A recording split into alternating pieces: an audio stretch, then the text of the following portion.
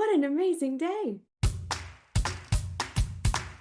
It's a lovely day. Absolutely, one of the loveliest things about it is that all of us from White Lotus are texting each other and phoning each other and FaceTiming each other, and so it feels like we've got the band back together again. That's what's lovely about it. One of the lovely things about it. I was totally going to ask you that is what your text messages look like today. Yeah, yeah. The threads have all come alive again. Threads that haven't been alive for 6 months or longer. And it's delightful. And also, it feels like although there's only seven of the actors and stuff, the truth is it's all of us. I mean, there's one common denominator, which is Mike White, and he's such a magnificent storyteller. He gave us the choicest parts. Maybe those of us that ended up getting nominated are the people that have the craziest things to do on screen, but everybody did their job so beautifully. And I feel like we're all just representing each other up there. I have to tell you, we are such big fans of you at Awards Buzz, and I feel like Oh, thank there you. was there was not a world in which you were not going to get nominated. I mean, we I all know, I don't know about that. Didn't feel like that, but that's very nice of you to say. I mean, look, the truth is that you get nominated seemingly in awards things directly in proportion to whether you get given loads of big kind of crazy acting to do. Some of the hardest acting that I think is magnificent, that I'm in awe of, are the people who do the much more subtle things that aren't showy and don't get attention, but make the scene believable and truthful.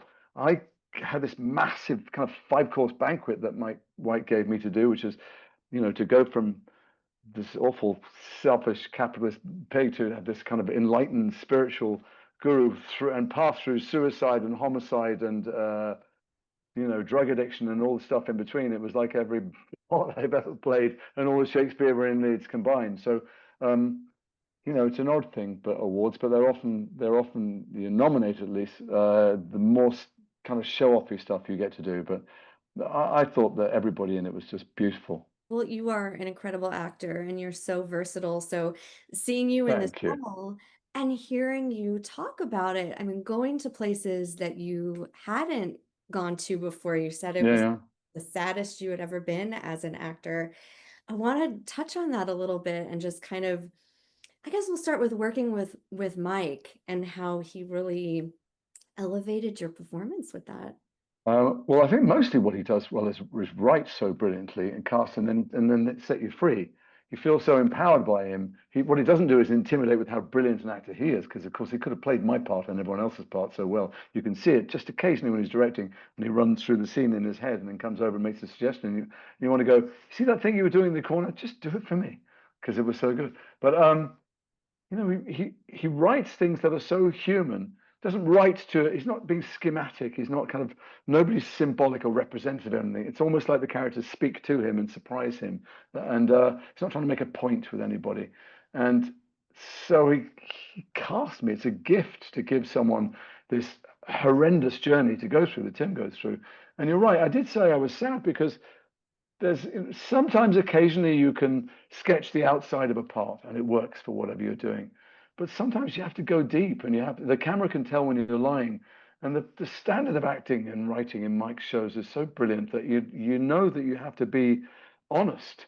And I wasn't given many words to do it with. I can hide behind words sometimes. So I was quite scared of taking this part because it's mostly wordless, and I'm not communicating with anyone else, with any of the other actors, with any of the other characters. He's in his own Tim in this abyss of terror and hell, and that out of which the only solution seems to be to kill himself and then to kill the people he loves.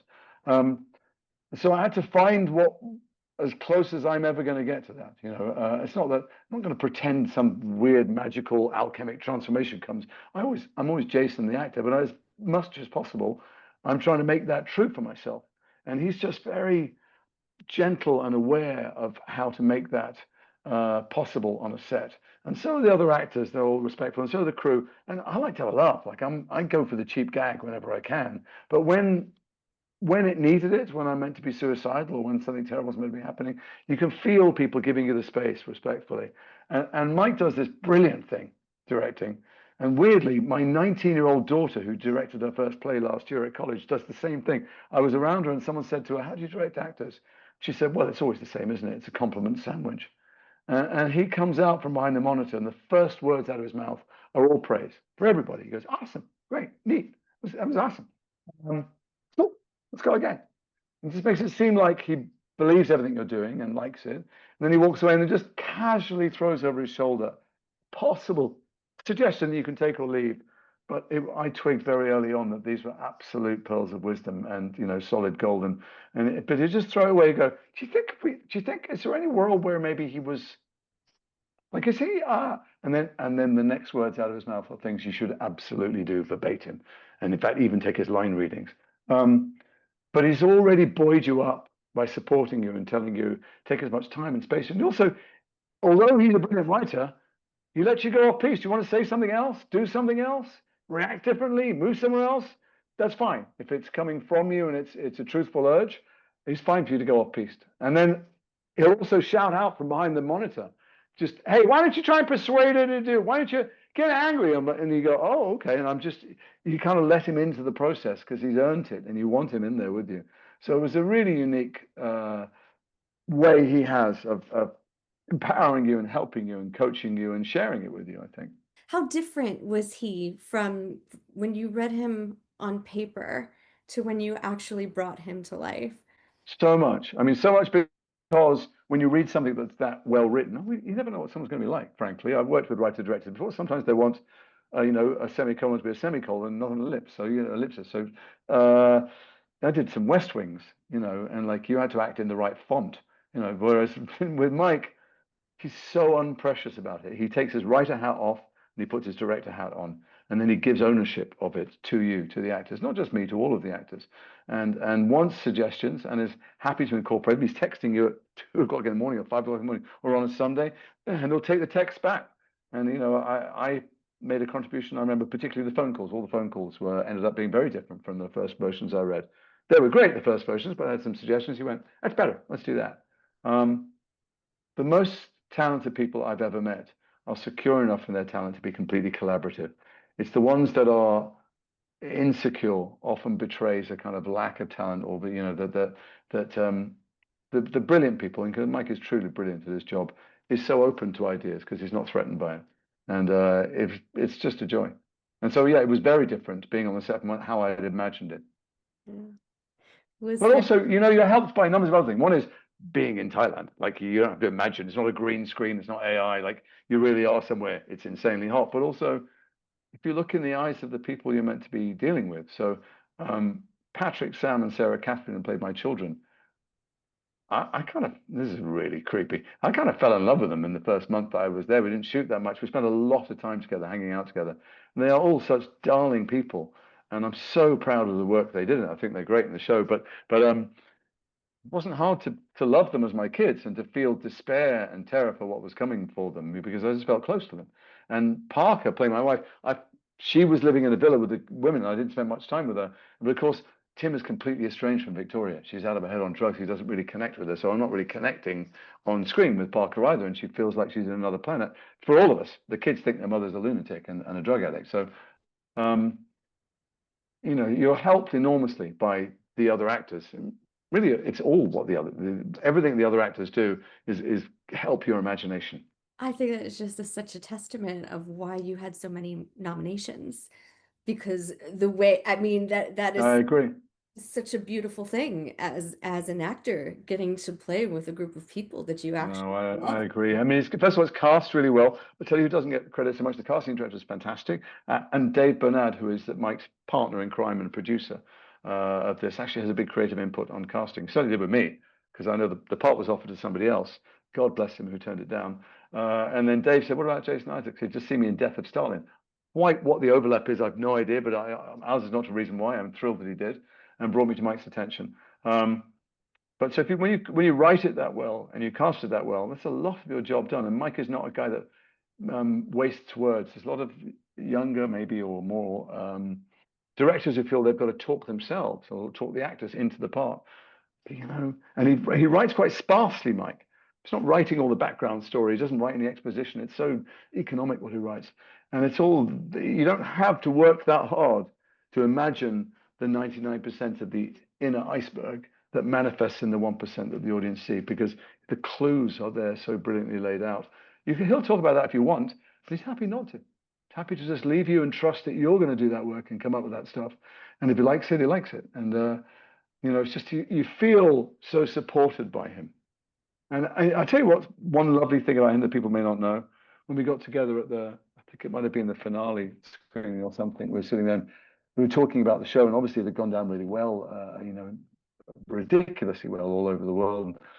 And it was clear talking to him that what he really cared about was not the show going well or people, getting nice reviews or awards.